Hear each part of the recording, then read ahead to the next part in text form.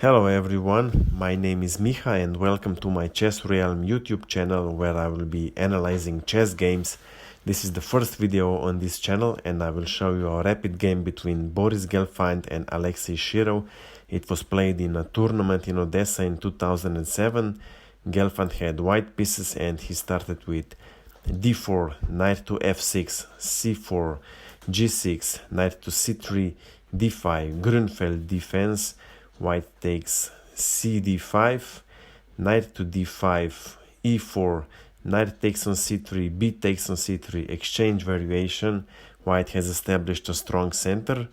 Black plays bishop to g7, knight to c3, c5. Black tries to undermine white's center by attacking d4 square and also putting pressure on the long diagonal.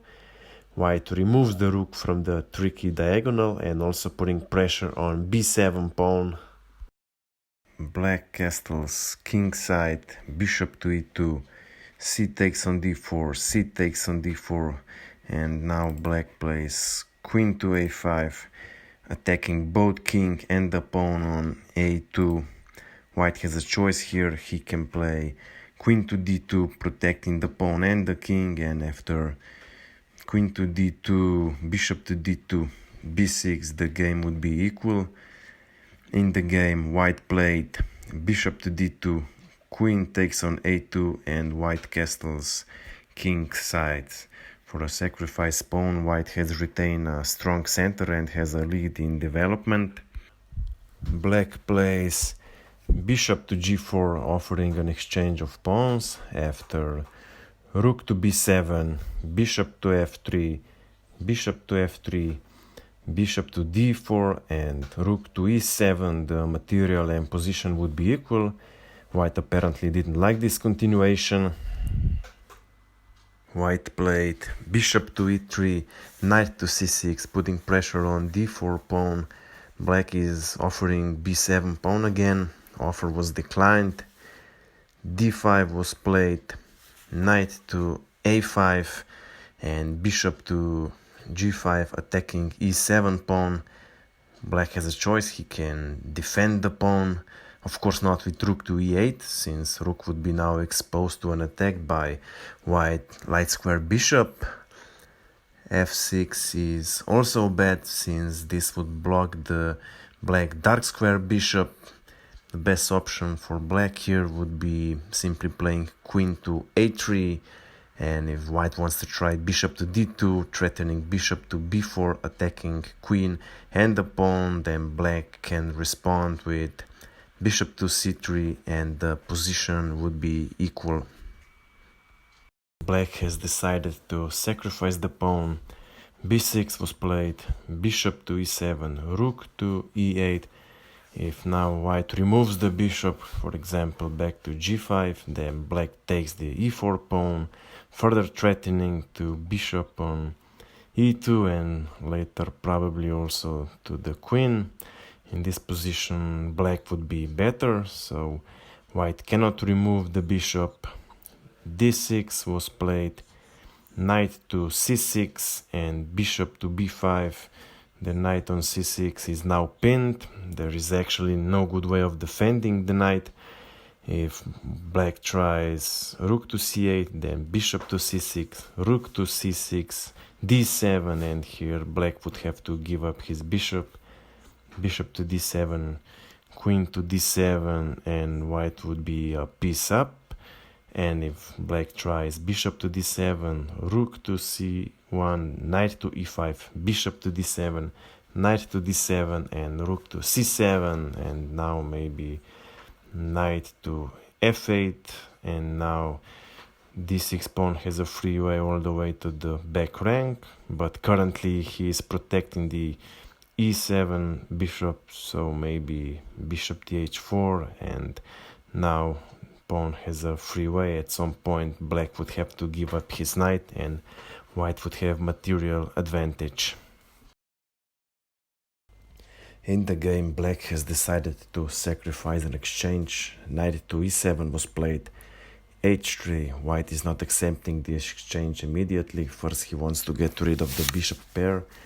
black light square bishop actually doesn't have any safe spot. Well, he could try with bishop to e6, and I'm not going to go any deeper into sub-variations, but even here white could have forced the trade. Bishop to f3 was played in the game. Queen to f3, black is still a piece up, however two of his pieces are hanging. If black wants to save the rook, for example rook to c8, then d takes on e7 and preparing the promotion of an e-pawn, and after queen to e6, e-pawn promotes to queen, rook to e8, bishop to e8 and rook to e8, or even worse if black wants to save the knight, maybe knight to c8, then bishop to e8, knight to d6, bishop to c6, rook to c8 and bishop to d5, attacking queen and threatening the black king. So in this position black played queen to e6, bishop takes on e8, rook takes on e8, d takes on e7 and rook e7. For a rook, black has a bishop and a pawn, however black also has two connected pawns on the queen side. We will see who will be better able to exploit his advantages. Currently the pawn on e4 is under attack, so rook from f to e1, bishop to d4, rook from b to d1, queen to e5, rook d3, a5 and queen to d8, attacking bishop and covering the a4 square. White must prevent the progression of black pawns. Bishop to c5 was played, rook to e2, rook e6, g3 and rook to d6. If white rook is not defending the g3 square, then black queen can deliver check and white can't recapture because f2 pawn is pinned, so white unpins the pawn. King to g2 was played, rook to d3, queen to d3, a4, rook to d2, a3, queen to c4, king g7 and rook to d7, double attack on the f7 pawn. Black defends it with queen to f6, also double attack on the f2 pawn, threatening mate in 2. The easiest way for white to resolve this would be defending the pawn with rook to d2, and in this way white would also prevent the progression of black pawns. White has decided to play f4. Now white king is more open. White is probably relying on the fact that black queen is tied to the defense of f7 pawn. If it doesn't defend it, black gets mated pretty quickly. Queen to b2 was played, king to f3, and here black queen could have gone back to f6 protecting f7 pawn. However, black decides to chase the white king, and now the game has become more interesting. Queen to f2 was played, king to g4, h5, king to h4. Of course not king to g5, because then we have queen to g3 checkmate. So king to h4, and now black has to deliver check. g5 was played, white can take h5 or g5 pawns on various ways. If white takes king to h5, then we have queen to f3, king g5, queen to g3, and white has two options. If white plays king to h5, then we have queen to g6, king h4, and bishop to f2 checkmate. If white plays king to f5, then queen to g6, king e5, queen to f6, king d5, and queen to e6 checkmate. And if white plays king to g5, then we have queen to g3, and the rest is the same as we have just seen. So white king has to stand still in this position. F takes on g5 was played. f7 pawn is now protected by the queen. However, f7 pawn is also pinned by the rook. If black tries a2, a2 pawn is now protected. but white can respond with queen to e6, creating serious mating threats. So black unpins the pawn, king to g6 was played, and we have reached a very complicated position indeed. White has to reinforce the g3 square, and we will see later on why is this square so important. White should have played rook to d3 in this position, and if black tries a2, then white would have to find a drawing combination, which is not easy to see, and it has many sub-variations. I'm going to show it to you now. It starts with queen to d5, a pawn promotes to queen, and queen to c6 check. If black plays king to g7 or king to h7, whatever, then queen to h6, king g8, and rook to d8, bishop to f8, and rook to f8 checkmate. If black plays queen to f6, then queen to f6, queen to f6, g takes on f6, king to f6, rook d5, h5 pawn is going to fall, and white will have decisive material advantage.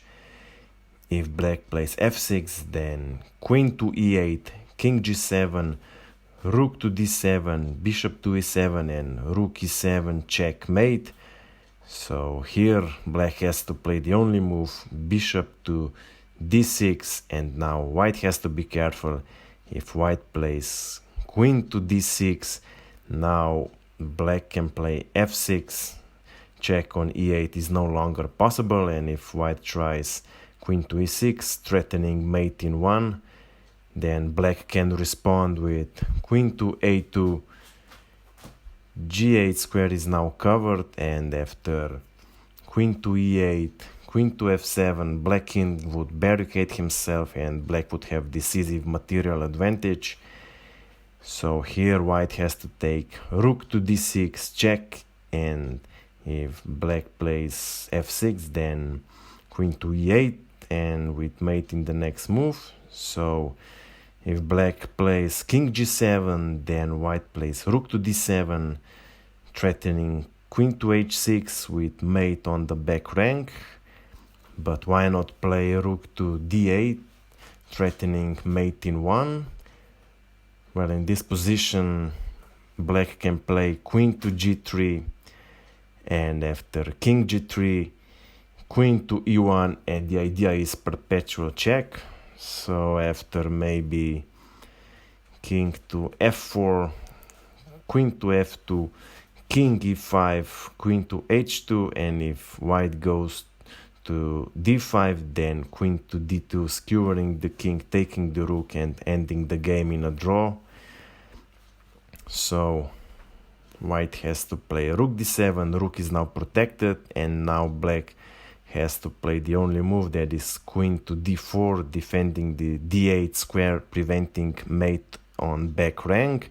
And after rook d4, queen d4, and king h5, white would be 2 pawns up. However, white would have to play very accurately if he would want to convert this advantage. If black wants to save the draw for sure, then in this position black has to play king to h7, leaving the g7 square free. And if white tries queen to e8, threatening rook to h6 with mate, then black plays queen to g7, and after rook h6, queen to h6, g takes on h6, queen to f6, king h5, queen h6, and after king g5, this is a totally drawn position. And if maybe white tries rook to h6, king g7, queen to c8, the threat is mate in 1. Now again black can respond with queen to g3, and after king g3, queen to e1, king f4, queen d2, white has to be careful not to lose g5 pawn with check, because then rook also falls. So king f5, queen f2, king e5, queen to g3, king d4, queen g1, king d3, and queen to d1. And again, If white king goes to c file, then black queen is going to skewer it, taking the queen, so white king would not be able to escape perpetual check. And this is the drawing combination which arises from the initial position in the game if white would have played rook to d3. However, since it was a rapid game, white probably didn't have time to calculate all the variations, and in this position white played queen to c3, and this was a fatal mistake. White king is covering the long diagonal, and maybe with rook creating mating threats, so black has to think of the king's safety first. f6 was played. The threat is f takes on g5, checkmate. If white defends the pawn with queen, then black simply plays bishop to e3, and white is now lost. If white plays queen to f6, then queen to f6, g takes on f6, a2, rook to a7, white prevents the promotion of an a pawn, or rook to d1, whatever, black simply promotes the pawn, and after rook to a1, bishop to e3, mate on g5 is now unstoppable. Well, white can delay it for one move, but after b takes on a5, then bishop to g5, checkmate, and if white plays g4, then bishop to f2, checkmate. And if white plays g takes on f6, then queen to f6, queen to f6, king to f6, king h5, and believe it or not, black's queenside pawns are going to get promoted faster than white's kingside pawns. For example, black can play b5, g4, a2, rook to d1, and bishop to d4. Now a1 square is covered.